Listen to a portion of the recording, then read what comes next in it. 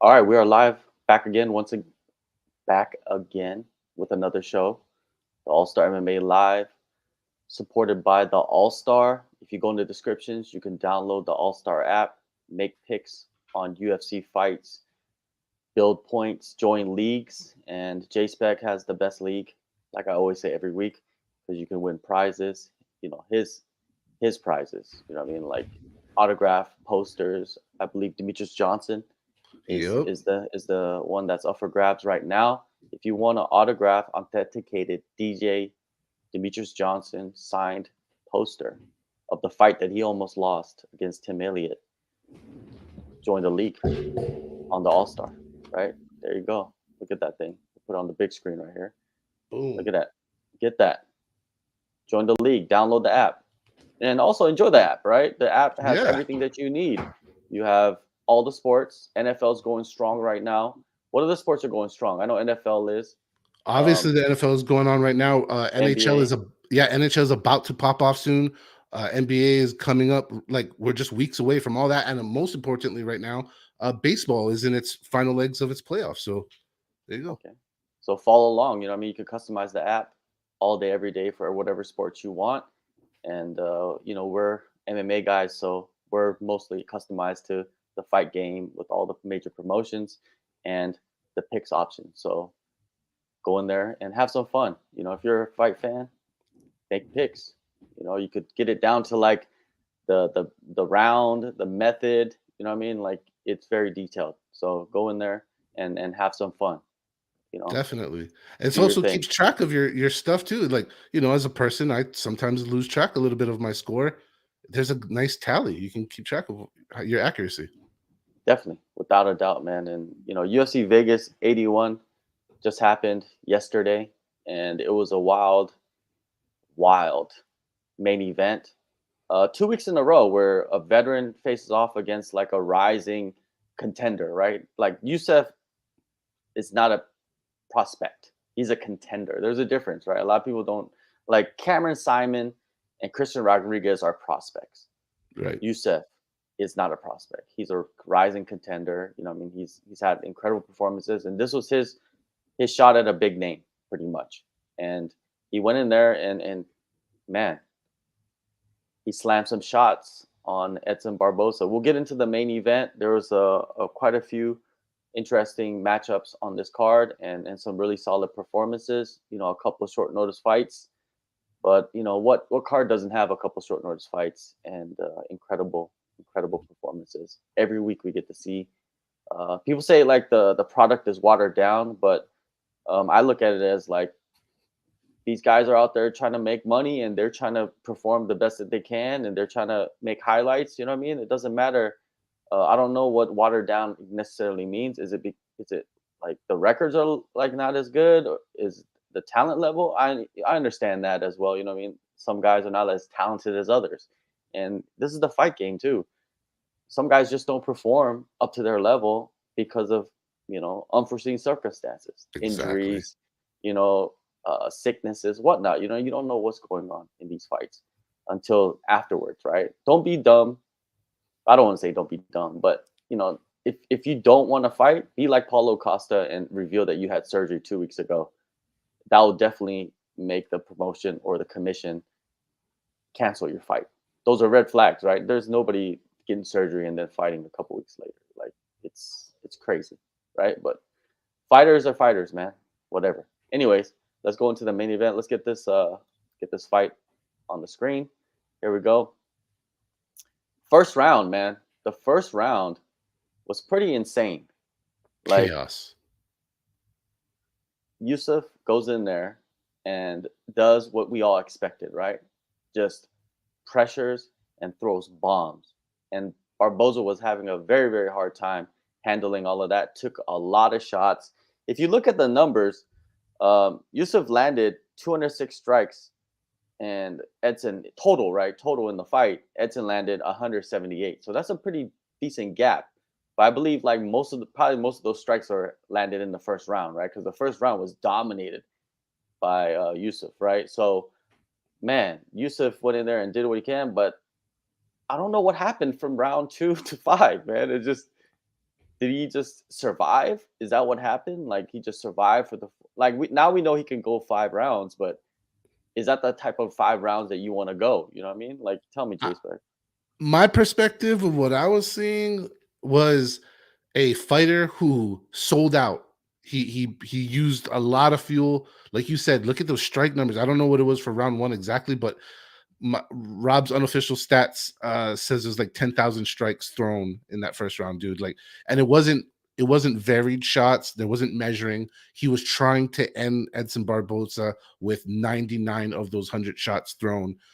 So huge energy expenditure the whole time. How Edson uh, barely survived through it, used veteran Wiley, and hung on for dear life. And the fight gods granted him a little bit of little break at the end, just a few seconds to let him get into that next round. I just truly believe Mr. Yusuf spent too much fuel in that first round. The second round, Edson started getting his feet back together, and just from 3, 4, and 5, you could just tell, which was weird to see after how deep in trouble Barboza was. He recuperated through that second round. Third round, he was fresher. You could see it. The hand speed to the veteran is not. And by fourth and fifth, it was like, wow. I mean, it's kind of at that point you just had to know, or you don't have to know, but you have to heavily speculate that it was energy related for Yusuf, and that's why he just couldn't go anymore. We talked about it while we were watching it live. Hey, there's also a difference in veteranship, right? Edson Barboza, it's been a while. I think someone pointed out that it was 2019 was the last time he went 5 rounds, but who cares? He's been there. He's done that. He knows it. Mr. Yusuf, as far as I looked up, he's never gone 5 rounds before. So, think you're in shape, train to be in shape, been through 5 rounds, all that stuff adding together. Maybe he was. I get all I can say is what I saw, and I saw a guy who was slower and couldn't put out through the later rounds, and the veteran used all the tricks in the book and come out with the dub. Look good doing it too. All right, so M is saying that he's saying, didn't Yusuf have a shoulder injury after one? And M continues by saying, Yusuf said on Twitter he thinks he tore his shoulder in round one. Okay, so That's unfortunate. he was in survival mode, right? So Okay, that if makes sense. that makes a lot of sense. And then if he had a shoulder injury, then he couldn't throw the same type of heat, right? And then now you're protecting your shoulder because you don't want to get hit in that shoulder as well. You know what I mean? It changes up the whole game, especially if it's like the front shoulder, like where you stand and you're exposed more compared to the back. And even if it's the back shoulder, that's like your power hand, so you can't even throw it that properly because your shoulder's injured, man. Shoulder injuries are terrible. We've seen some bad ones. I mean, you heard about the Yuri Prohaska injury, and then we saw Jack Jenkins separate his shoulder during a fight, and you saw him. He couldn't continue at all, man. The shoulder is just a bad one. What was it? What's that one kid? The Aaron Pico. Remember, he separated his shoulder in the fight against Jeremy Kennedy, and Yeah, they tried to pop it back in, and they just couldn't, and he couldn't continue. So I think the fighting with a shoulder injury, that's yeah, mad respect for that. mad respect, dude. And dude, he looked so good in that first round. I mean, there was even a sequence where Barboza went for the calf kick and then body kick, and Yusuf checked the calf kick and got his right leg up to check the body kick. It was like amazing. It was like, I don't know. He was on fire in that first round, and just somehow that intensity just couldn't be sustained. And that's all I saw. Well, the shoulder injury, right? It Plus that. explains like what happened, and I believe in the second round, that's when was it second or third round where Edson hit the spin the wheel kick I think that was and the third. rocked. Third round rocked Yusuf. Yusuf survived. Man, that was incredible to watch because it's like something that we've seen a few times, right? Like where people just because that thing is just it just happens, right? You can't really tell when it's going to. It just happens, and if you can, you're getting out the way, right? And if it's too late, you put up your hands, it's still going to hit you, and you might get rocked from that. But yeah, this fight it was entertaining. But I think there was more entertaining fights. When we'll get to those eventually. But this one was good. I know it got fight of the night because why? They're the main event, and you put on a fight like that. Usually, it's fight of the night. They get the bonus. When you look at Edson Barboza, man, and him being at 37 years old and looking like he does and being in shape like he does and still fighting the way he does, it's pretty incredible, dude. Like people don't give him enough Mind credit. blowing. His next fight will be his 30th fight in the UFC. His next fight will be his 30th fight in the UFC. That's like unheard of. Like how many guys do you know that have 10 fights in the UFC? 20 fights. He's going to be on his 30th fight and he's still fighting the contenders. Top 10 in Like the if you world. look at his list is It's the Sadiq who's Youssef, who. Billy Q, Bryce Mitchell, Giga Chikadze, Shane Burgos, Mako Murakami, Dan Ige, Paul Felder, Justin Gaethje, Dan Hooker, Kevin Lee, Habib, Benil Dariush, Anthony Pettis, Tony Ferguson, Michael Johnson, Bobby Green, Donald Cerrone. Uh, Man, it just goes on and on, dude. It's just amazing. And he got into the UFC after one, two, three, four, five, six, only 6 fights, and he gets signed to the UFC, and he's been there ever since. Mm-hmm. That is crazy, dude. Like he Mental. needs to be. I think like there should be a wing of the Hall of Fame. I know the Hall of Fame doesn't really mean shit, but I think there should be a wing for the Hall of Fame for guys like Edson Barboza. Like I put him in the same category as like Cowboy Cerrone, right? Like guys that are just they never won a title. You know, they were elite, but he's doing I think he's doing more than Cowboy Cerrone ever did. Like Cowboy Cerrone had a deep dive, you know, at the end, Mhm. right? He's 37 and he's still fighting and beating the best guys in the world. Like I put him above Cowboy Cerrone. I think he should be above Cowboy Cerrone. And I think Cowboy Cerrone made it into the Hall of Fame, right? Am I wrong Yeah, he about did. that? Yes, he did. I was just Okay, yep, just this so past year. yeah, so if This he past makes it in, Edson last Barboza has to make it in. He's like Edson Barboza is a BMF, right? Like he's one of the guys that would just he's fought everybody and he's beaten a lot of them. Yep. So give Barboza his respect. Yusuf, he's still young.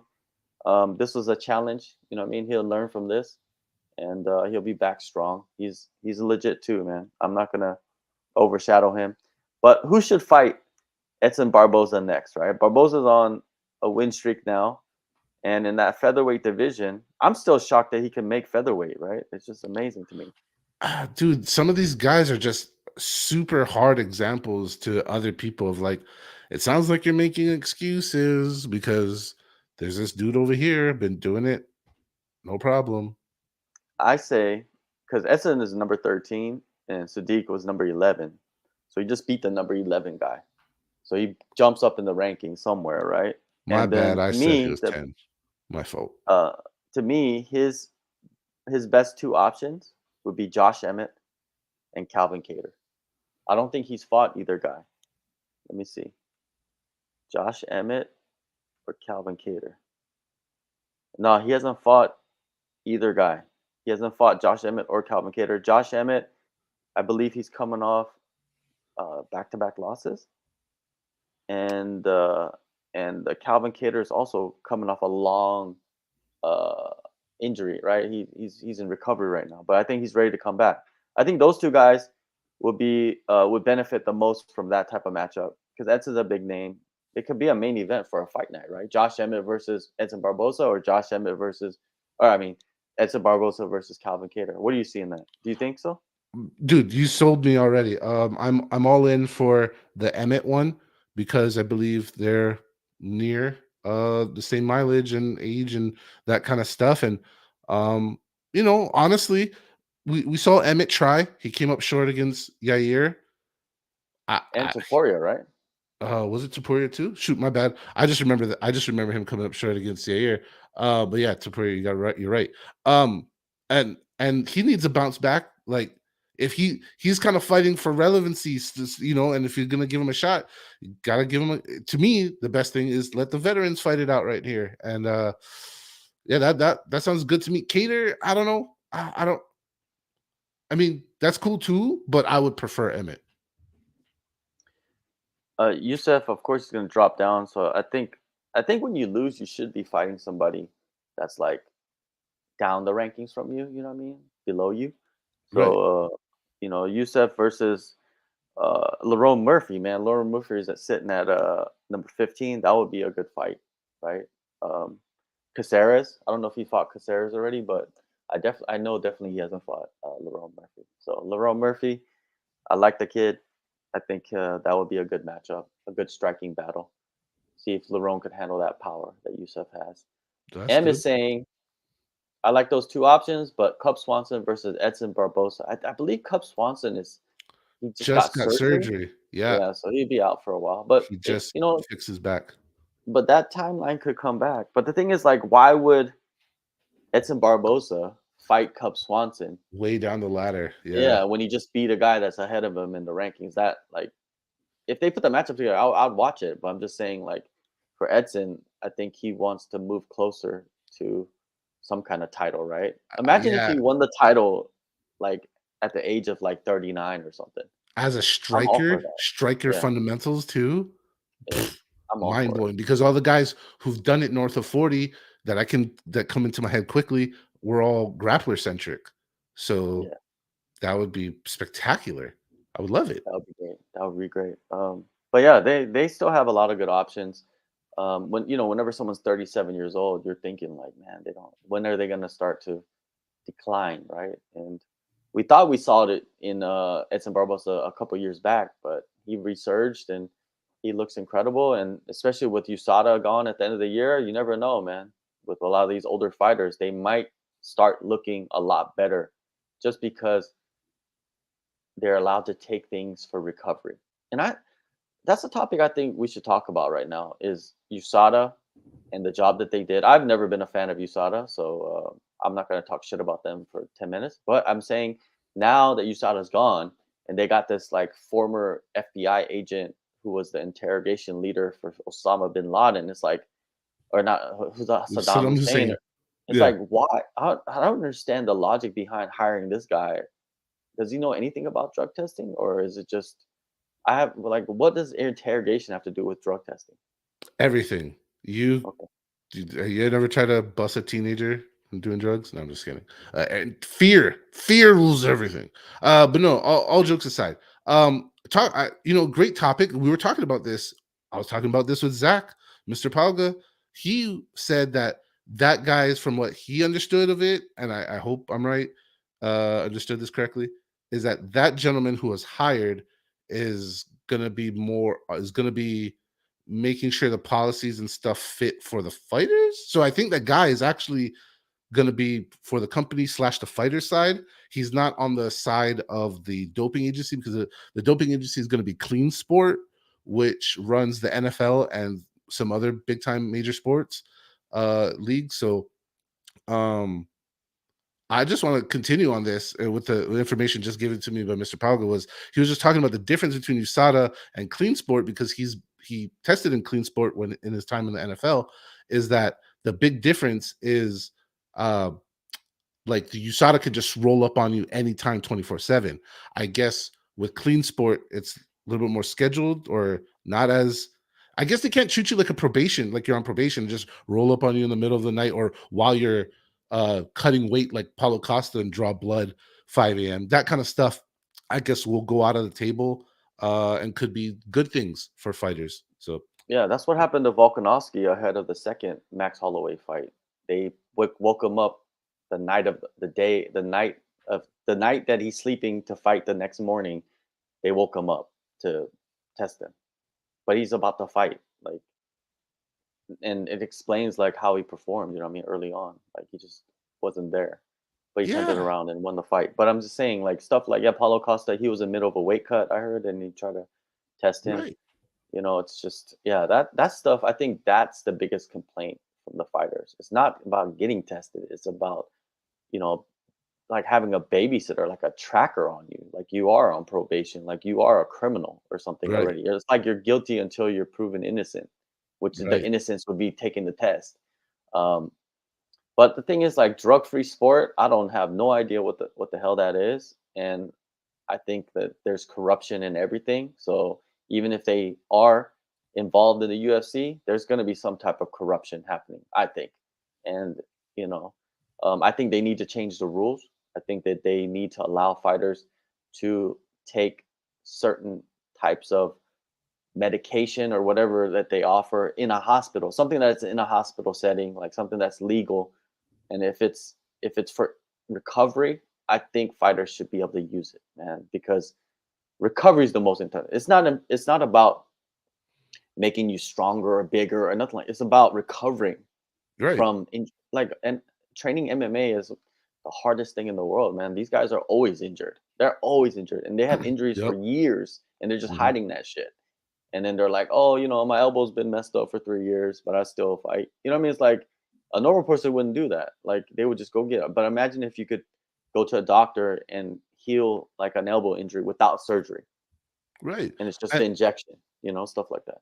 also, like, let's be honest, if we're talking about keeping it safe and being real, wouldn't you want to allow the medically allowed type of stuff versus using the USADA loophole right now of oh, let me retire and take some Tijuana cocktails. Like, that's not a great idea. Yeah, No Tijuana disrespect to cocktails. Tijuana, just saying. Yeah. As I'm saying, I think drug-free sport is just a sample collection company while USADA runs an anti-doping pro. If that's the truth, then man, who like so the drug-free sport just gives the collection to the UFC and the UFC does what they want, which man, that doesn't control anything, right? That would be very suspicious if that is true. But Yeah. So, what else? The other part of this I heard, and I'm just going to throw it up there. Was I guess these some of the peptides and some of the totally legal out there mm, recovery methods that are banned through USADA. It's a trickle down effect because USADA is under WADA, World Anti Doping, and they are under or subscribe to or under the command of the IOC, the International Olympic Committee, which that's who they care about. So these rules and these restrictions are trickled down from international the Olympic Committee, which I mean, with all due respect, has nothing to do with us or our sport. We're not even in the Olympics, so why the hell is their standards applied to us? There you go. So hopefully true, the the true, the the new system is fair to everyone. true. It's yeah, I just hope they make some alterations. I hope that they have strict guidelines of like, you know, if a fighter is injured, like you can go and get the proper paperwork to get the the type of treatment that you need to get. If not, man, these a lot of these careers are ending short. They're ending like they're getting you could only get cut up and operated on so much to the point where you're just a fucking patchwork. Look at Michael Bisping, both his knees are gone. But imagine if he had the medication earlier on in his career that helped him like, recover with his knees, I mean, when they were injured and they were allowed to go get the injections or whatnot, right? But then I heard, I understand the argument on the other side where people are like, oh, if you allow that, then there's going to be loopholes and fighters are going to get certain doctors, and well, then I guess the UFC needs to have their own doctors running the program for each fighter. Like for fighters that are injured coming into Vegas, they have the money to fly fighters in to treat their injuries, right? If it's serious, and in Vegas, and I'm pretty sure they have all the facilities, everything that they need, right? Mhm. To do it. Yeah. You're the number one promotion in the world. There's no reason why you should not be able to fly in your athletes. You only have 600. The The- NBA, how the- many NBA fighters or players are there? How many NFL players are there? and I can tell you this: that the UFC does have some of the very best orthopedic surgeons in knees, hips, shoulders in Vegas. Like they really do. Yeah. So they need to like if a fighter is injured, you got PIs around the world now. Like you got one in China. If the fighter's in Asia, maybe go to the PI in China, have them work on them. If you don't have that access, then go to Vegas, right? Like you fly the fighters there. Uh, you know, the the UFC says that they are the biggest and the baddest, and they are probably, but like they don't treat their athletes like they're the biggest, the baddest, right? Because if it was an NFL player, it's dude, they would have everything to their service, right? Like everything that they need would be there for them if they're And injured. I'm with you, John, and I want better, bigger, better, and awesome for the fighters too. At the same time, the UFC is leading the way and is like 2 country miles ahead of any other promotion as far as taking care of or even trying to even act like they're giving a shit. So I want to Yeah. give UFC a little bit of credit for the effort that they've put in so far, but it could be done better. And I'm stand side to side with you on that. But also could be a complete illusion. Like it's just they just say that this is what's going to happen, and we won't know until next year exactly how it's going to be run. But hiring some guy that interrogates people, and then a drug-free sport that just collects samples. If that's all Well, true, it's just like very odd, like how it's going to be. and I'm actually a little bit more optimistic because if you're putting companies, if you're bringing uh, testing agencies really respected across all the big major sports, I think it kind of brings you along with them. If you're using the anti-doping agency that the NFL and NBA and whoever else is using, well, then you're on that level. Yeah. Well, it's just like uniforms. Right. They need to do that to make it look more of like an organized sport. And then the drug testing, they did that to make it look like a more legitimate sport. And now this is just the next step. But is it really doing anything beneficial for the fighters? We will find out. We will find out. That's all that matters to me is like, does it benefit the fighters? Like, is this drug-free sport company entity going to do a great job, making it a level playing field? Because, fighters that are like, that were busted by USADA and ruined their careers, which there has been a few, right? Tom Lawler is one of them. John Mhm. Jones is another one who's screaming about his picograms and his loss to Daniel Cormier to be I would overturned. pick All of that other stuff. gentlemen besides John Jones for this argument. I'm just saying. I'm just saying that's what it was. But it is what it is. Let's move on to the co-main event. Jennifer Maia versus Vivi Araujo. And Vivian Araujo, man, she surprised me in this fight. She went in there and did the damn thing, right? Like it was pretty incredible what she did. Let me try to put this on here. I don't know. How did we do this last time?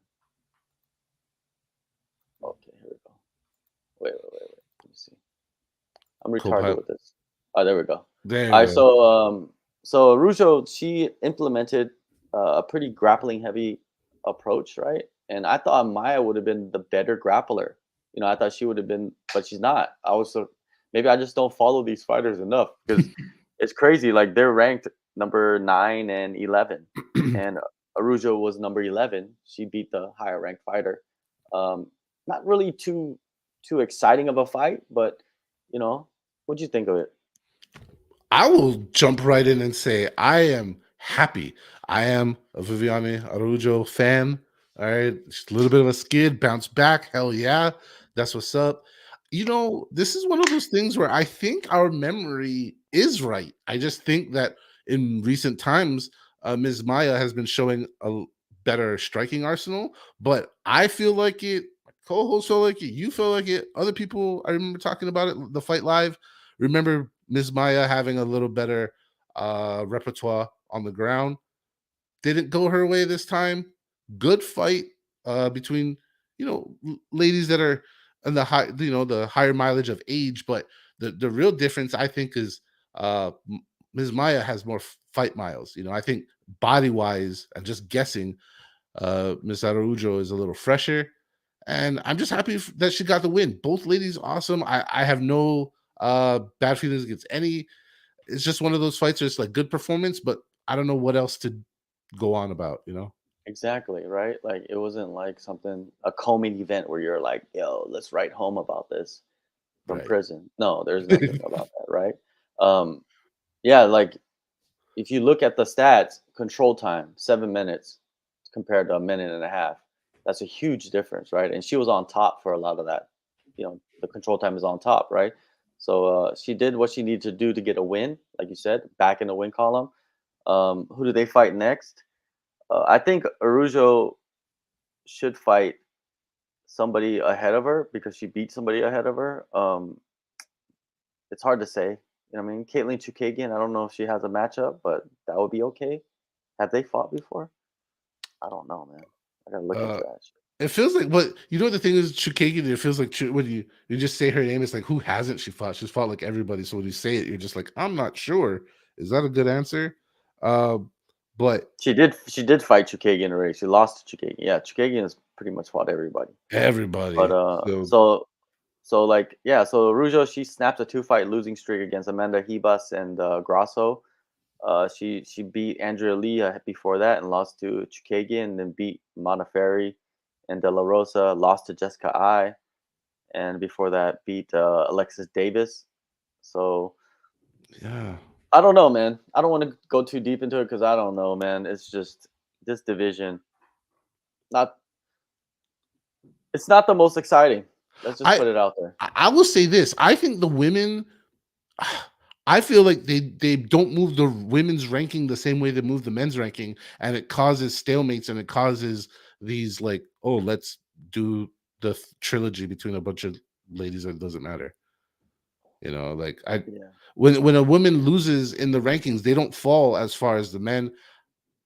Hey, I know there's lots of things that are men and women not coordinated. I'm just pointing out what I've observed. Yeah, the the strawweight division, it's if you compare it to the flyweight division, strawweight division is just it's the shit. Like it's so much better, it's so much Right. more competitive, and it's weird that it's that way because you would think the bigger women would be carrying the more power and the just be different, but it's the strawweight division, man. Like that's the baby. That's the one that pushes mixed martial arts and women's mixed martial arts in the UFC. Bantamweight was okay, and I think bantamweight is probably it's just as good as this flyweight, but strawweight is the best to watch right now. It's hard to Yeah, argue. definitely. All No, right, so no argument. yeah, so let's move on to the next fight. Let's see what we got here. The next This fight is the one. is okay. Martinez versus yes. So we gotta look at those stats, man. Martinez versus. I'll let you just talk. Go ahead and tell me what you thought about this fight. This fight was the people's main event. Let's keep it real. The internet was hyped for this one. We were hyped for this one. Both these dudes are studs, super likable. And man, it was a good fight for a little bit, and then it got weird. Jonathan Martinez kicked the shit out of Mr. Yanez's leg. That he hit him like if anybody ever played like RPGs or like turn-based games where like you hit the person, there's like critical strike. Like, dude, Martinez was like every other kick to Yanez's leg was just like a critical hit, and you could almost instantly see not just the effect of damage, what it felt like on Mr. Yanez, but the damage occurring to his leg like real time. Some people criticizing Adrian for not doing anything about it, kind of just being stuck in the mud with his boxing stance. Man, yeah. And this kind of brings me to a bigger point, which I'm not even ending my first point, but who cares? It is he now second week in a row that I see I would like to call a young, talented fighter who has a lot of fights in front of him. Second fight in a row, second week in a row. Last week, Alima Lade McFarland clearly had her knee effed up, kept pushing forward against Liz Carmouche, trying her best, got her leg kicked out from her, destroyed, got to get carried out. Yanez, clearly, knee screwed up, keeps showing the dog in him the toughness. At what point does toughness meet stupid? Because he didn't need to keep being in there and he kept going until his knee is effed, right? So now another young, promising fighter with lots of mileage in front of him has a knee effed because nobody in the corner threw a towel. And I know it's not part of MMA culture, and I know blah blah blah blah blah. I've argued for it, but man, are we just gonna keep watching promising young fighters that people like just lose their knee in a futile effort when it's already going downhill and can't be won? I don't know. It's hard to say, man. The culture is definitely not about quitting. Like this culture is not about quitting. Like sports is not about quitting, right? But Right. this is more brutal because this sport, it's not even a sport; it's fighting. Um, if you if you are if you don't quit, it could end up with you in the hospital getting surgery for something. You know what I mean? Like that's what quitting, not quitting, can do to you. With Yanez, man, he's a super talented fighter, man. Like when he went in there, I don't know if he a lot of people say like, was he even prepared for the leg kicks? But you know the leg kicks are coming. But once you step in there and stand in front of the guy, you don't know until like that moment, right? And it's just Yanez's style is like more of a boxer oriented, right? He's more upright, and that allows for you know the kicks to come in and snap you real quick, and the kick and the guy to shoot back out real fast before you can even like return fire, right? When Yanez was, like he started to feel like, man, my leg is not gonna last this fight. He started to push forward and land some strikes, some punches and stuff like that. He had a few good moments, but Jonathan Martinez, man, he's created like a cheat code for himself, and all credit to like Mark Montoya, him, his teammate fought earlier that night, Gutierrez. Both those Mhm. guys, they're phenomenal at with their feints, with their moving their hips, feinting with their hips and their shoulders, and like and then just snapping those kicks out there and landing them in perfect spots, right? Just accuracy. Um, but will he be able to do that at the highest level at bantamweight? Can he go in there and can he do that? That's the question I'm going to ask you. Can Jonathan Martinez go in there and do the same thing to um, Rob Font? Can he do the same thing to Yes, a Song Yadong? Can he do the same thing maybe. to a Peter Yan or Corey Sandhagen? Those are Yeah, those are the fights that he needs next. Those are the fights that he needs to jump up to, right? Jonathan Martinez is ranked number 13. Yanez was 15 or 14. That doesn't really shake up the rankings. Chris right. Gutierrez is number 15, and he just fought an unranked guy. So that doesn't really change much right there, right? They might shoot Chris Gutierrez to number 14 and then put Giannis at 15. Who knows? Maybe That Giannis will be that out the seems likely. rankings. Yeah, Yeah. maybe he's out the rankings, right? So I would like to see Jonathan Martinez versus Pedro Munoz. That's the fight that they should make. Both kickers. I was just Let's see about to who say can, that. let's see who can kick the shit out of each other. Let's do it. Yeah. Kickoff. Let's see. Yeah, let's We're do a gonna change the kickoff. word for kickoff. Yes, Change the that's the meaning matchup. completely. Yeah. Yanez, I think he needs to. I don't want to say take time off, but I'm pretty sure he's going to take some time off to get the knee recovered or whatnot. We don't know the Please. extent of the damage, Right. uh, but um, but yeah, his last two fights have been brutal, man. But that's what happens when you reach the top. You know what I mean? And you're Yeah. gonna have some stumbling blocks, and we'll see what happens. We'll see how it returns. I'm a big fan of Adrian. Adrian's always been like a fan friendly type of guy. You know what I mean? Like he's Yes, always sir. been for the fans. So you can never hate on a guy like that. But Martinez, man, he reached another level. Is he gonna draw fans? Not really. He's very like a introvert type of guy, I quiet.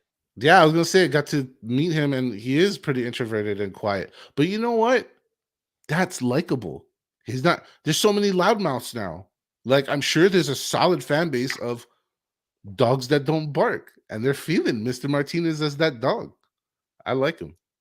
Yeah, but the thing is, can he handle that? Can he handle going to a press conference and then the guy he's fighting, let's say it's you know Peter Yan, or let's say it's one of the guys that actually talks a little bit. Can he handle that during the press conference? Can he handle that like pressure? I want to see. I want to Fair see if he enough. can. You know what I mean? Because he's introverted. You know what I mean? Like that's a Yeah. and maybe he that's his cheat code too. Like he knows like I could get into the space, and no matter what someone says or anything that they do, I could perform at the highest level. We will see. But he's on a 6 fight win streak. That's incredible, man. Incredible. He Yeah. just knocked off Saeed in his last fight, who was a ranked opponent, and he just knocked off Yanez, who is also a ranked opponent. Two different styles, but he beat them both lovely. And he beats Cub Swanson with the same style, with the same approach. Right? When That's you're lefty with that kick and you're fighting orthodox, man, that's why it's so important, I think, nowadays to be able to fight switch stance if you can. have to. Yeah, because you never know what type of injuries that you'll sustain, right? So, and Yanez didn't seem like he was switching stances anytime in that fight. Not really, very rarely. And It then just was go back. short moments, but he once he switched, he was almost vulnerable, like he didn't have a arsenal. so he Mhm. had to go back the other way to launch an attack. Yeah, he's still so young, and he We still like has him. a bright future, man. These are back to back losses for him, but That's he's why I fighting the get. best in the world. That's why my heart gets all upset as a fan because, man, I'm just saying. Obviously, this is the fight game, and it's all about being the toughest out there. But I would really like to see consideration in the future for make it through the round. If you want to be tough, you make it through the round. But maybe nobody wants to throw the towel. I get it, but maybe don't come out for the next round because I just don't want to see that mindset keep repeating. I don't want to see a bunch of young good fighters blow out their knees when they don't need to. Yeah, and also I don't want them to come back too fast and then be cut. You know what I mean? And just being thrown into the wrong matchups as well. Management is important. Coaches are important to kind of guide you through. Sometimes fighters are too good for their own good, or too good, Too too tough. bad for their own good, too tough for their own good, or whatever, and they'll accept whatever. And that's not the approach that you want. You've seen a lot of guys. You know what I mean? Um, Dan Hooker's a big example, right? Like he told me, like he was managing himself for a long time until after the pandemic. Like before the pandemic and during the pandemic, he was just doing like UFC call. He just signed. That's why he flew to like all these different spots all over wherever, London, Abu Dhabi, the States. Like he would just and pretty much just jump on without any like he's a fighter, man. Like he's just gonna go Right. fight wherever. It's an opportunity for him, and uh, and now he has management to where it's like, okay, now I gotta fucking have a plan. I have to have a roadmap, of like what I want to do, and there's certain things that I should not take. You know what I mean? And to Right. protect me, I need to have somebody. Some fighters they need that, right? And if you have the right ones, your career can go in a totally different direction Oh compared yeah. to like if you don't have it and your career could go in a totally different direction, but it's going down. You know what I mean? And we've seen what happened. But shout out to Adrian. Adrian has always been a solid dude, and Jonathan Martinez is super talented, and he's become an elite fighter, and it's great to watch him develop into that person. Um, yeah, nothing else to say. Let's move on to the next one. Michel Pereira versus Andre Petrosky. My Uh, big my big oopsies of the night. all right, so let's talk about this one. Michel Pereira, he moves up to middleweight. I didn't even know this was happening. I should have figured it out because Petrosky is a middleweight, and he's definitely not going to cut down to welterweight. Um, he's a big boy. So Pereira, he goes up to middleweight, and he doesn't have to cut the weight anymore, which is great. I think he's a solid player in the middleweight division. He still looks the same. He's still explosive. Has probably more power now, more stamina, which is going to be it's gonna be a treat, man, to watch, right? Because I'm just waiting. But Petrosky taking this fight. Let me tell you the story, right? So Please. I get a message from Pat Brady. Pat Brady fights with PFL, close friend Mhm. of Andre, and he's like, "Oh, Andre's gonna be out in Thailand soon." I was like, "Oh, for shoot." And I was like, "Pat, you gonna be there?" And he's like, "Nah, he just got surgery, so he can't fly. He's got to recover." Gotcha. So Pat or Andre gets to Phuket. I see him at the gym, and I was about to like set something up, interview, whatever. You know what I mean? Right. And I saw Andre. I was like, "What's up, Andre?" Introduced myself. I've interviewed him before, so he probably knows who I am already. But I introduced Yeah. myself just in case. And then the next day, he like we chit chat a little bit, and then I left to cover one championship. And when I come back, I was supposed to interview him. Like we were setting Right. something up.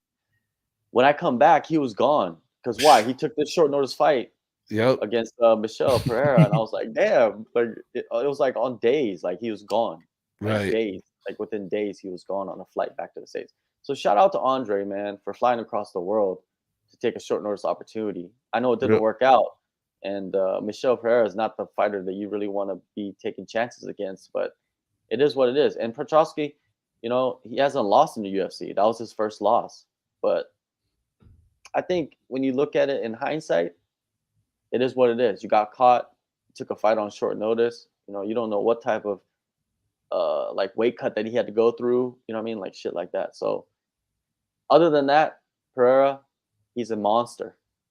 J Spec, monster. monster, and I want to punch myself in the face for one. I'm gonna admit it publicly this past week. If you heard me on other places, I picked Michel Pereira. I don't know what happened. Fight morning, a little bit before we start our fight spaces, I go, oh, I think I want to go Petrosky for some reason. Switch my pick, lose the fight. Pereira looks amazing. I don't know what got into me, and so I admit that I was wrong, and I changed my stance, which is just everything about that was wrong. What's not wrong is Michel Pereira at middleweight. Dude looks phenomenal. Obviously, sample size of one, very short time in front of us, but regardless, dude, he's got he's got the power. 90s Yeah, music and reference, man. Yeah, speed as well. Like he's explosive. He's probably one of the most athletic fighters we have in the UFC. Just with it. overall, like he's like jumping, flying knees like out of nowhere, right? Just hopping off the fence and kicking people in Yeah, the face, right? this He's fight. I mean, Ombak. He's Ombak, whatever that. Unblocked. Yeah, Yeah, Unblocked. Great. Go watch that movie if you guys ain't seen it. Missing out on yeah, he's something. Ombak for real. Mr. Petrosky, like you said, hey, kudos to you, bruh. You're a real one. Hey, you went across the whole planet just to make a fight happen. Hey, thank you on a fight card that was already riddled with bullet holes. So thank you, thank you, thank you. You know what we've seen in the past, John? Guys who scratch the UFC's back get their back scratched twice as much. So hopefully that's the case for him. And yeah, man, just looking forward to more Michelle Pereira at middleweight, man. Yeah, whenever someone says, like you scratch your back, it always reminds me of that scene in Superbad where he's talking to the two girls about buying them alcohol, Yeah, the and funny he's thing all about my like, back, it's on my front. yeah, yeah, and they're like, what? I say that out of context all the time, and like I feel like Yeah. nobody saw the movie because I just look like a dork. Yeah, because the chick's like, "You should scratch our back, we'll scratch your back," and it's like the funny thing is, like he thought he said something clever. I love the acting on. It's one of the best movies like ever made, like comedy movies, for real. Does Like definitely. I could watch it today. If I watch I'm it today, gonna I'll still laugh go at watch it something. right after this. No, I'm just Yeah, kidding. yeah. If Uh, you've never seen Superbad, you're watching this show. You need to watch Superbad. That is just like comedy at its highest level, and it just brings you back to like when you're young as well. If you're it not, forced the state of Hawaii to change their ID. Just saying. yeah, McLovin. Yeah, yeah, for sure. Iconic moments in that one. But Petrosky, I hope he comes back, man. Maybe he'll come back here and have a little vacation. He probably got paid pretty good penny for that short notice fight. So hopefully for him, I say Michel Pereira, his next fight should be someone with a name. Like they got to put him in a co-main event, something like they need to like utilize him as fast as possible. Oh yeah. Um, Andre Muniz, I think he's booked. Chris Curtis is booked. Paul Craig, I don't like that matchup too much. But Nasruddin Imavov, that's a pretty good fight, I think, Well, all right. stylistically. That could challenge him a little bit. You know what I mean? Even like a Jack Hermanson would be a good fight. Him versus Jack Hermanson. We haven't heard from Jack Hermanson in a while, right? What It if he comes back and feels fights? long. Pereira. Why not? Why the Why hell not not? Right? do Let's it? uh let's move on to this bantamweight banger, and we'll Oh have you get boy. into it. J Spec, Christian Rodriguez versus Cameron Simon. We were talking about this a little bit ahead of the show. Just give us your thoughts on Christian Rodriguez and his approach to the game. Well, he is doing the weight. I would like to name it the weight bully 2.0. Man is, in my opinion, this is just my speculation. He's got to be on Uncle Dana's shit list. Let's break it down. He comes in, misses weight three times, right, John? He missed it in Yeah, contender series, missed it fighting and beating the prospect of the year, Mr. undefeated, undefeated prospect of the year, undefeated Rosas Jr. rising stars. You Yeah, know. and just kills that. I mean, he didn't kill the hype train, but like made everybody put question marks up. And then Yeah, this fight wasn't even close. Mr. Rodriguez, 130 pounds. I mean, he's halfway to the next weight class already. Let's be yeah, honest. Like, and he's the smaller man physically. If you looked at him and Mr. Simon in the cage and octagon, it was clear that Mr. Simon was the bigger man, and he still made the weight. So that could tell you some things. I mean, one, Simon had to be there's some kind of negative effect from cutting weight that C Rod didn't uh participate in. So that's one major thing. And two, everybody talks about the ability to take a punch and your overall conditioning. If you're not dehydrating yourself, you can take a better one and you can go longer. Everybody knows this. So, man, C Rod playing with fire, in my opinion, not doing favors for himself or his representation as a whole in the sport. But at the end of the day, like we talked about plenty of times, John, wins. Look at the column. Are people going to remember him missing the weight all that much? Only time will tell. But he's over here blowing up undefeated prospects. And shoot, well, good for him in one way, but I'm pretty sure he has a target on his back, in my opinion. Yeah, he's not in the good graces of the matchmakers. That's definitely true. And giving away like 30% of your purse is not fun, especially if you're only making 15 and 15 or 10 and 10 or something like that, right? Which is Right. nothing, right? Yeah, it's it's very odd that he's missing weight and he still wants to fight at battle. I wonder what the causes are for that. I wonder why he missed weight in his last fight. I wonder why he missed weight in this fight. Like you said, it wasn't even close. What, it was 4 pounds off, which is Yeah. huge, right? 4 Four over the pounds. You're 1 pound making race. Yeah, Yeah, you're making huge mistakes. But I rate Cameron Simon as a high level prospect. These guys are all high level prospects. Like I Christian do too. Rodriguez is high level prospect. Cameron Simon's high level prospect. I rate Mhm. them higher than, let's say, Raul Rosas, right? Raul Rosas still super young. I think that Right. he's not the level as Christian Rodriguez or These guys are Simon. more diverse for sure. They have way more diversity in their game. I wonder if they would put Simon against Rosas. They possibly will. They probably will, man. I Uh, could. but uh, but Cameron Simon never lost his first loss. Rosas, he came back from his first loss and devastatingly and did a great job. I think Cameron Simon would probably do the same. He's solid. He's an all around fighter. He's an MMA fighter. He's not like a particular style or anything like that. Christian Rodriguez, he's been with champions I think since the age of 15. So like he's been training with the best. I mean, I think Pettis brothers. All of that. What is that team up Rufus Sport? yeah, Rufus Sport, right? So, yeah, so bright future. It's just missing weight. What I mean? Performance was good. He won the fight. A lot of people are saying like, what if they were the same weight? Would the fight be the same? You know what I mean? And that's true. There's asterisks, but at the end of the day, when they go back and look at these records, no one's gonna care about the missed weight except for the UFC, right? Because they have to deal with it or whatnot. But it's not good for him, man. Like I wonder No. if he's gonna actually get a good fight next, or he's just gonna get some Well, like you're featherweight. saying, that's not good for him. Because think about it. Like, think about this for real though. He just beat 2 undefeated prospects that had respect and height and some noise behind their name. He's not getting any love today.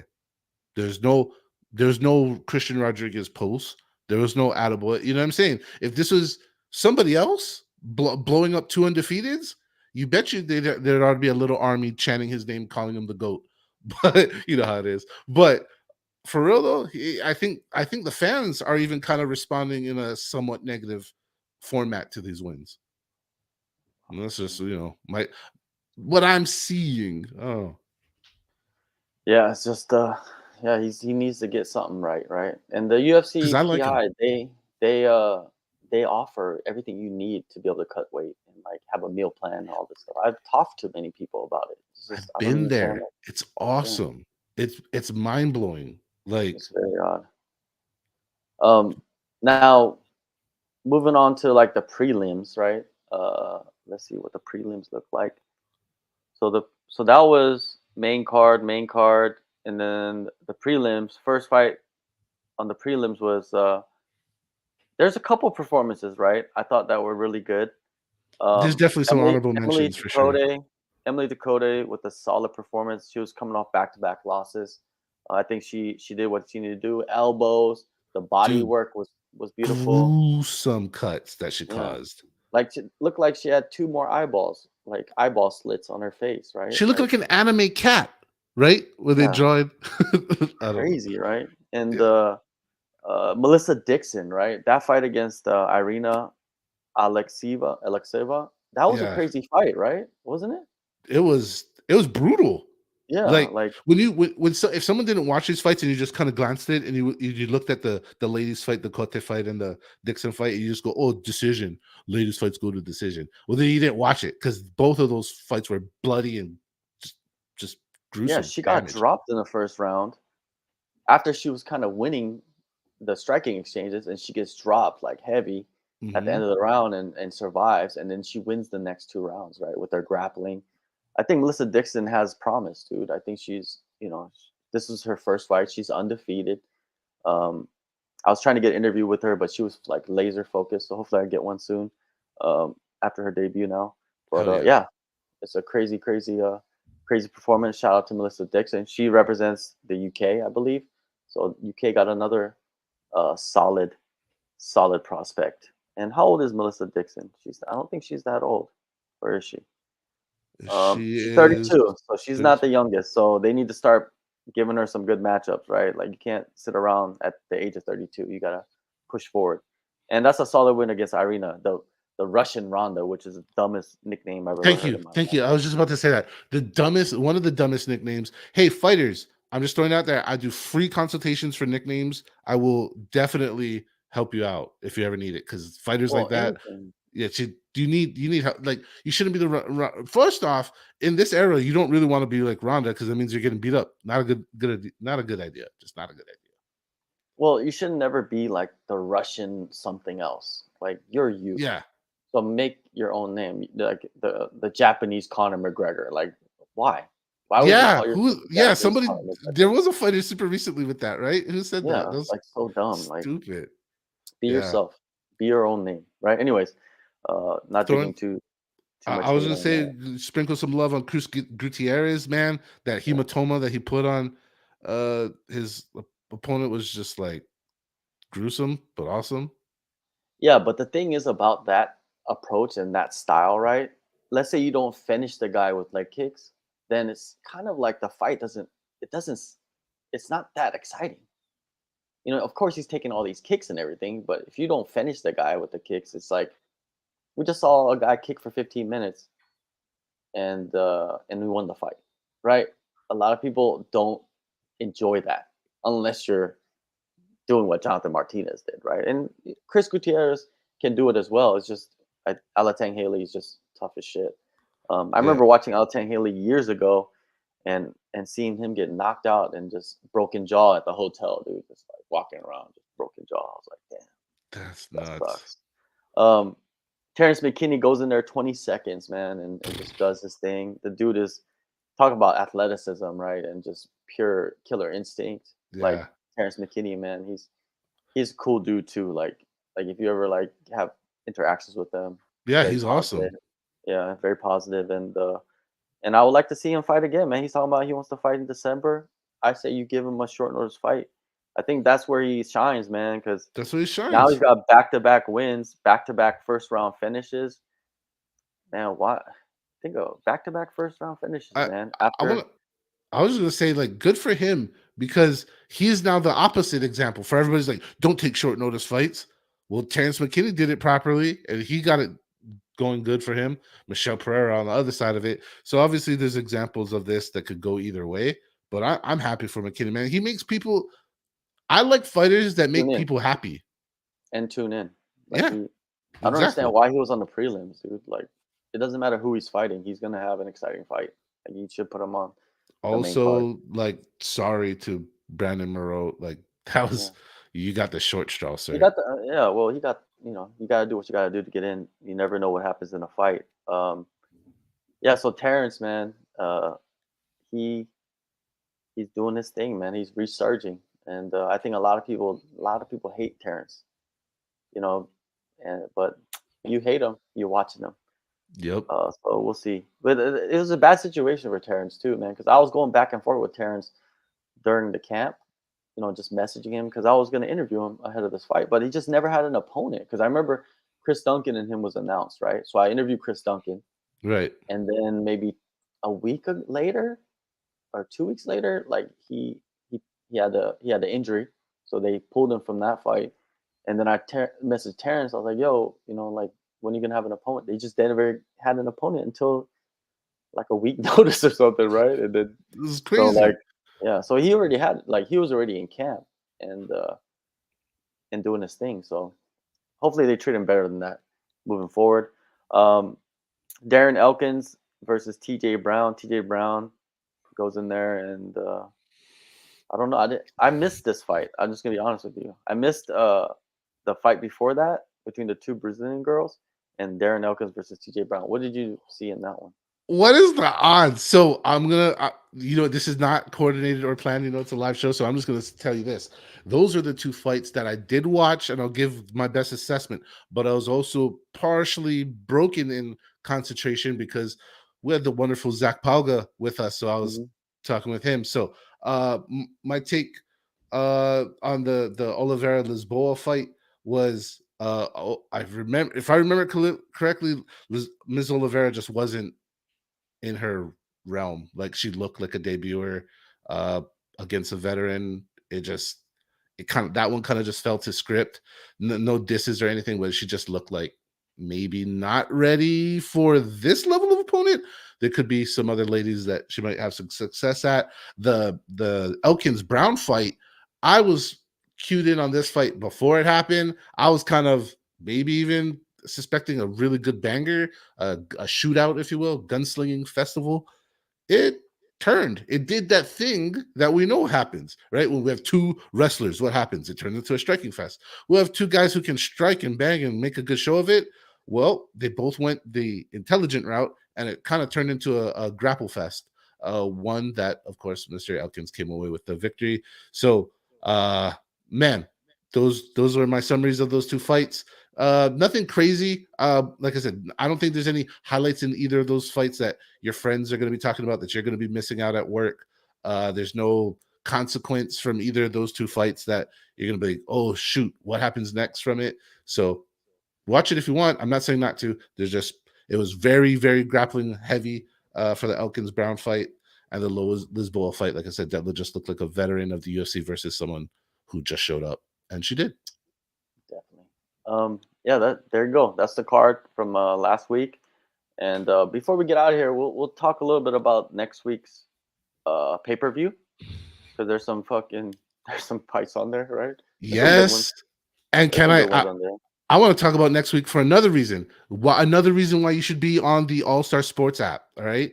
Obviously, we're doing Championship of the Month stuff, but say you didn't make it for the month and you want to just show up in the space, be the best picker in the space, most accurate using the AllStar Sports app, and you're going to win this Demetrius Johnson autographed glove. That's for this for this UFC event, pay per view event coming at us this weekend. So, boom. All right, so I'm gonna show you guys. I'm gonna make my picks right now. Right? I'm gonna show you Go. guys how to make the picks. So look, so we got the main event on the screen right here. I'm gonna take Volkanovski by KO, Do, do, do, round do, 3. do. All right. Usman versus Chimaev. I gotta take Chimaev. You know what I mean? And I'm gonna take Mhm. him by decision. I think it's gonna be a tough fight. Ankalaev versus Walker. I'm taking Ankalaev by submission in round 2. Uh, this one, oh man, this is a tough one. But I'm taking him by decision right here. Uh, Gafurov versus Nurmagomedov. Oh man, I'm gonna take the veteran by decision. Tim Elliott versus Makaev. I say Makaev by submission, round 3. Yaya versus Sugar Peaks. Pete. I'm taking the Murderer Peaks by knockout first round. I think they're gonna go banging heavy. Basharat. I'm taking Basharat by decision. Dumas versus Azatar. This one's gonna be a criticism, but I think Dumas will be able to get the knockout in the first round. They're gonna bang too. Jubilee versus Breeden. I'm taking Jubilee by decision. The Indian savior. Wood versus Naimov. I'm gonna take the favorite Wood by decision. Junior Fry versus Dugo. I'm gonna take Fry Korean Pride. Fry Korean Pride, and we're gonna go with the decision here. Silva versus Magomedov. I'm gonna take Silva, man. He's always been good for the nice little surprise knockout. So there you go. That's how you make the picks. It's that Boom. simple, that easy. Boom. And Look at you the join confetti. JSpec's league, you can win an autographed glove and also an autographed poster. Demetrius Johnson. Dude. Easy. Am I eligible for winning? No, because I would never want to win. But I just make the picks and you can play against me and we could do our thing. Anyways, we'll talk about Makachev versus Islam.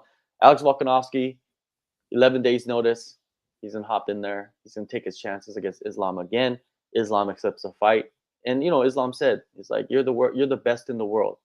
Doesn't matter who comes to fight you. You fight whoever's the best in the world, right?" And that's what he does. I love it. I love Islam. He's a great fighter, and the mentality, I love it. Volkanovski's, they're cut from the same cloth, man. They're from different countries. They have different lifestyles, but the mentality is the same, right? These guys are here to become the best, and we get to see it.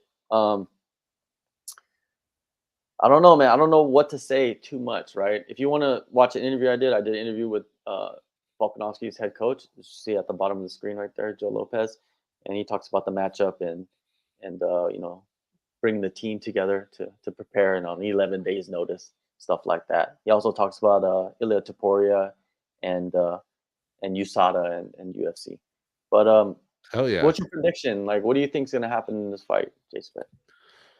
I'm gonna be honest, but small pause. If you're new to the fight picks game, like John was just showing you, and you're a white belt, you can't pick finishes. So don't get frustrated or one thing that's broken. You just got to get to blue belt, which is really easy to do. It probably takes like 1 or 2 fights. There you go. Anyways, now this fight, I like it and I hate it.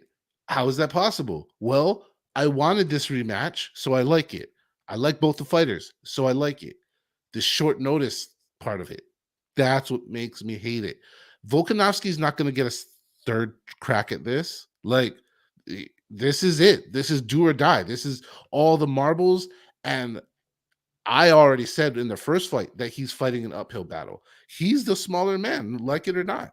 And he's not the champ of the division. So, with all that being said, I think Islam has more of an advantage this time, unfortunately, and it bothers me. I really wanted more of a fair situation, if you will, but someone said, and it kind of rang in my ears, you can't wait for a perfect opportunity. You don't know how much longer things are going to happen, or even if this will even happen again. So if you want it, you got to take it, like it or not. And I can respect that. I can actually totally respect that. So it's with a caution in my chest as a fan. I want Volkanovski to win, but my brain tells me Makhachev will probably come through on this, even though my heart wants different things. Yeah, I'm not betting on this fight. Like I don't like this is a fight you should probably stay away from. You Just know what I enjoy mean? it. Yeah, enjoy it. Because in the interview that I did with Volkanovski's coach, he told me Volk only has 1 or 2 more years left of fighting, and he's trying to get the biggest fights possible. And Yes, this sir. is one of the biggest fights, defending his featherweight titles, big fight. And then they say possibly UFC 300. That could be his swan song. Like Ooh. that could possibly be something that we might see in the future. Um, I could see Volk and Izzy on 300. Like I could see that happening. But anyways, yeah. So like nothing to lose mentality, everything to gain. And I want to see how dangerous Volk can be in that situation, right? Because Right.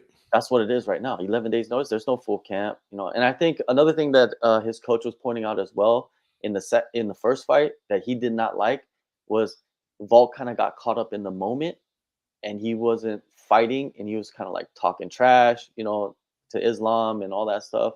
I think that we won't see in this fight. We will see Volk fully focused, looking for openings, looking to kill him. You know what I mean? Like it's going to be different. Like he kind of got caught up in the moment. He said something similar to that in that fight, and he says, "I feel like that will be the big difference." But even with that, all the odds are stacked against Volkanovski. He's Yes. flying into Abu Dhabi. Islam's probably been in Abu Dhabi for weeks right now. You know what I mean? That's like his second home or whatnot, what they call the second home. And it's going to be a pro Islam crowd without a doubt, right? The Hmm. stadium's going to be full. And yeah, so we will see. But I'm picking Volk third round knockout. I think that could be a possibility, but I would never bet money on that. If I was betting money, I'd probably bet on Islam to win by decision Right. again. But we'll see. Now we'll go to the next one, which is Usman versus Chimaev. So this one was also, uh, you know, a short notice fight, and Kamaru Usman steps up to middleweight and faces off against the boogeyman, which a lot of people think is the boogeyman. Whoever wins this fight, I believe they're going to get a title shot. I think that's what they said against Sean Strickland. So this is for all the marbles right here, man. You're right. I'm kind of rooting for Usman to win. I like this Usman stepping up on short notice.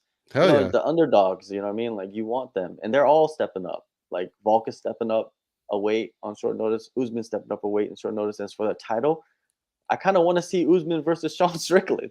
You know what I mean? Like that's an interesting fight to me. Chimaev, Sean Strickland is interesting as well, but I think Usman, man, I'm rooting for him, man. I think a lot of people didn't appreciate him enough when he was the champion because he was doing his thing, man. He looked incredible for that short period of time, but I think his body failed him. I just wonder how his knees are gonna hang on in this That's the fight. question. Yeah, that's the question because there's gonna be a lot of scrambles.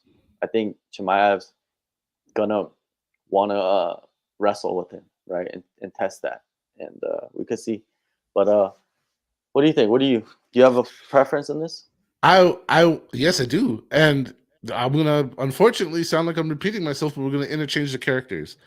I am totally for Usman stepping up. I like it. Good job, man. Saving the card. I mean, that was a rough day in media that day. I mean, just like the sky was falling, everything was breaking, and then the guys jumped in and saved the show just 2 weeks ahead of time. I mean, Usman just showing all the qualities that you want from a fighter, especially even in a veteran fighter that doesn't have anything to prove. This kind of goes back to something he said during International Fight Week, where people are like, "Hey, Kamaru, so who are you gonna fight next, Chimaev or?" Whoever, the top three guys is Kobe, him, and whatever. They kept running that question to him, and he's like, "Man, dude, they're booked. I'm just waiting. I'm just waiting. I don't know what's happening for me next." And the fact that he was ready, like phone call, boom, boom, let's go, man, that's awesome. Now, with that being said, I would like him to win just like you, just for the chaos, just because. And I'm not against Chimaev at all, but I'm going to pick Chimaev to win this fight, man. I think the two gentlemen who are prepared for their fights and coming all this whole way for this event are so much more ready. And the other guys are just in, like you said, John, nothing to lose scenarios with their backgrounds and their skills. That's super fucking dangerous. And I hope these fights are just entertaining. But my heart is with Usman. My pick is with Chimaev. So these fights are on in the morning for you guys. Is that right? Yes, sir. It will be. I haven't checked the exact time, but usually when it's over there, yeah, we're starting in the morning. Yeah. Don't It don't check says the 10 time. a.m. Eastern, which Yeah, so is it'll be. perfect for you guys. Oh yeah, 7 a.m., dude. I love breakfast and Yeah, punches is the best, man. that's what I usually do. Yeah, that's gonna be pretty late for us. I think it's gonna be like 9 p.m. for us here. Oh, yeah. I believe. Yeah, 9 p.m., which is pretty good. But like once you get to that, like it gets rough, when you start getting into the main event time. But And shout a lot of supporters of Volkanovski here. I'm not gonna lie to you. yeah, He's part owner of Bangtao Muay Thai and MMA. So okay, of course, makes that's sense. his gym. You know what I mean? That's his Yeah, gym. So there's gonna be a lot of that. But yeah, there's some crazy matchups. I'm loving it.